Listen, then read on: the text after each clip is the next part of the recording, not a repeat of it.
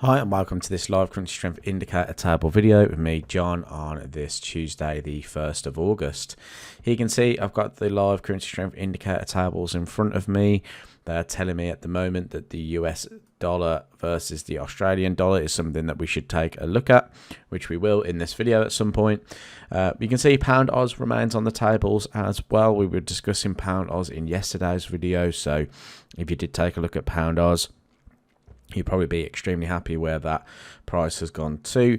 Dollar yen as well is something we want to take a look at, as well as pound yen. So really speaking, no real changes from the tables considering what happened yesterday. We've still got pound Oz and pound yen, dollar yen, and Aussie US dollar on the tables. The only thing we did have was some data overnight, which was the RBA rate statement. We were expecting actually the RBA to hike interest rates, and they left interest rates the same at 4.1%. One thing to note today as well, we do have some really important data coming out in the US today. We have the ISM manufacturing PMI and JOLTS job openings coming up at 3 p.m. So interesting data coming up, and we're going to kick it off with a dollar yen. Now we do have, again, we do have to reiterate, we are in a period of high volatility, low volumes, being that seasonal holiday period in the market. So August trading can be very difficult. So there might be times this month where we don't even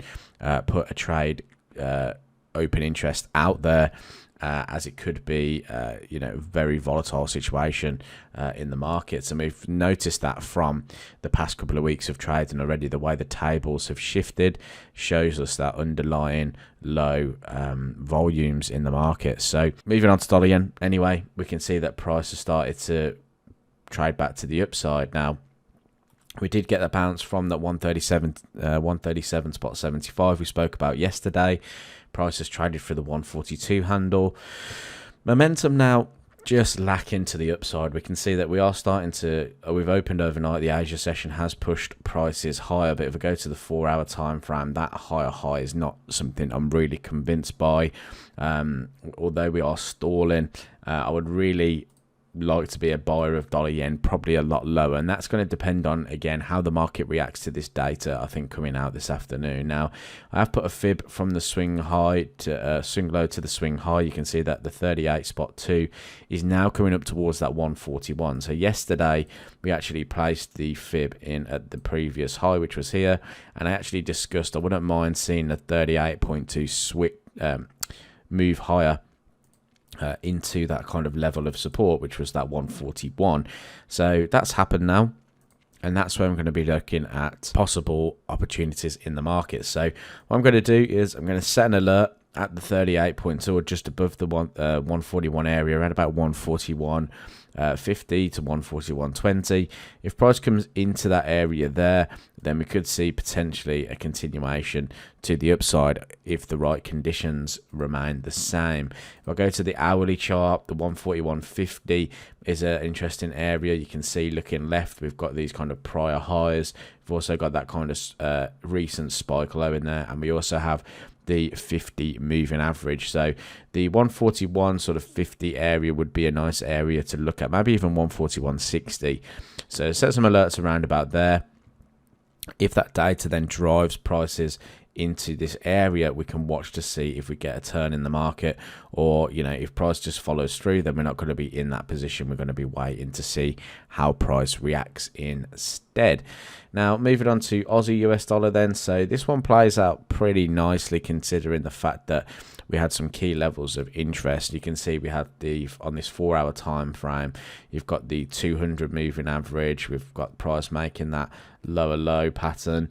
We then had the lower high coming in at the resistance at 67.25, combined with that daily 200 moving average. That data's then dropped and price has moved to the downside. So obviously the table's saying that we should be short this market, but how do we get short this market? I think we're going to have to wait for one or two things to happen. We're either going to wait for price to come back, perhaps back to the 67.25, maybe even the 67 trend line resistance as well. Look to see how price reacts at this point, or we're going to have to wait to see price try and trade through these lows. If we trade through these lows, pull back again, do we get some kind of resistance level, very much like what happened in here? Do we get the same thing happen again, and then can we look to trade to the downside? That's something also we can look at for a potential. Now, we did talk about pound Aussie yesterday. Now, if you did trade pound Aussie long, you're at prior highs now, so I'll be looking to take some profits off the table, about 180 pips or 190 pips up now, and we would have had 180 pip stop loss from yesterday, so you're about 1-to-1. Happy to take some profits off the table there, considering the next level above is only around about 30 pips away.